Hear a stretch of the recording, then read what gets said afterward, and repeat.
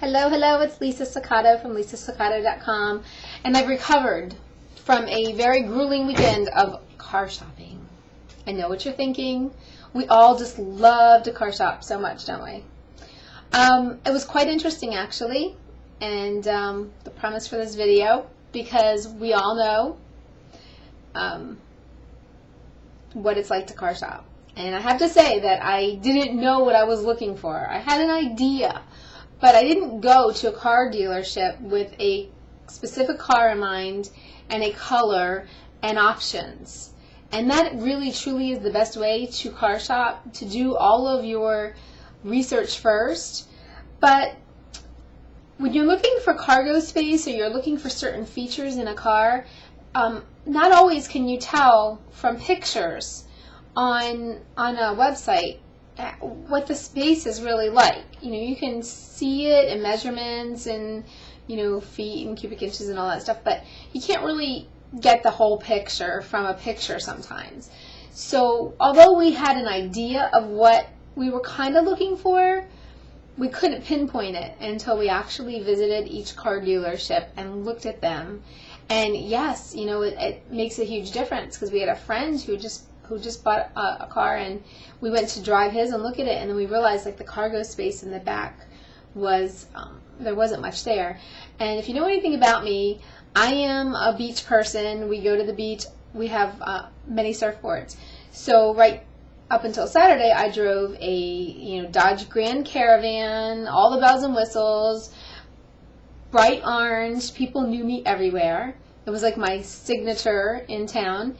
But what it allowed me to do is put that 9-foot surfboard right at the center and the other surfboards above, because I'm not strong enough to stand up, unless I have a ladder, up on top and put surfboards on roof racks, especially 9-footers. So I needed the space inside. So I went with in mind that I always take more than 2 children or 4 people with me, and I needed cargo space. And really a van is the most practical, but as my kids are turning into teens, I didn't know that I really wanted a van so much anymore. I've had one for a long time, so time to make a little transition. Went to car dealerships, called some, went online, looked at some, talked to some dealers. Some were very nice, some were very pushy, but we hit, I'm going to say 10 of them, both sides of the street, all the way up through 2 towns. And what I found was most car salesmen are just that. They come out there, they're just dying to sell you something. Well, what about this? And this has this, and this has this. I can look at a car for just a second, and I can kind of see whether it's going to work for me or not. I can tell by the sticker price, and I can tell by the vehicle itself, because I'm a very simple person. I don't need fancy schmancy stuff. I just need practical for my family. And comfort, of course. So car dealership to car dealership, some were okay. Some had car salesman written right across their forehead, which means like stay away. But most wouldn't even let me just walk around the lot and look. They were like following us everywhere and had to, and I know that's their job, but sometimes you just want to, look on your own and talk about it. And so people often put up their natural walls. It's kind of like an animal.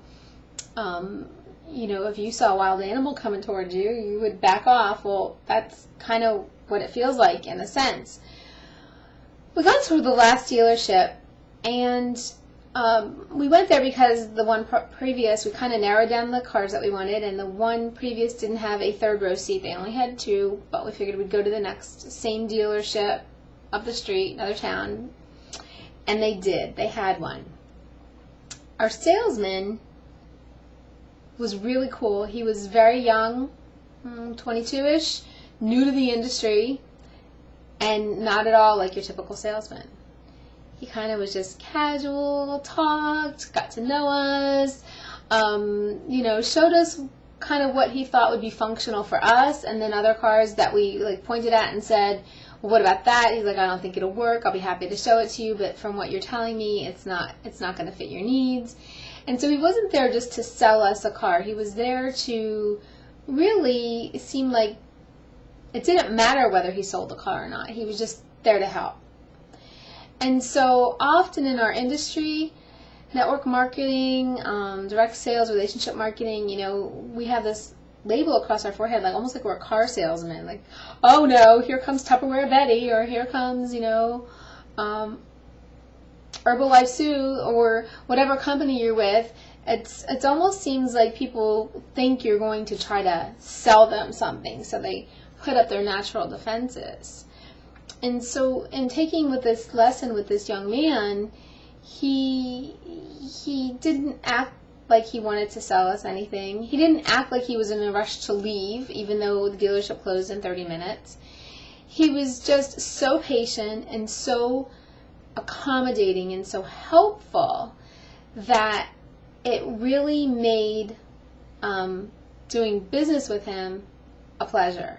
He wasn't seasoned. He wasn't seasoned into being a salesman like most are. He just wasn't right in there.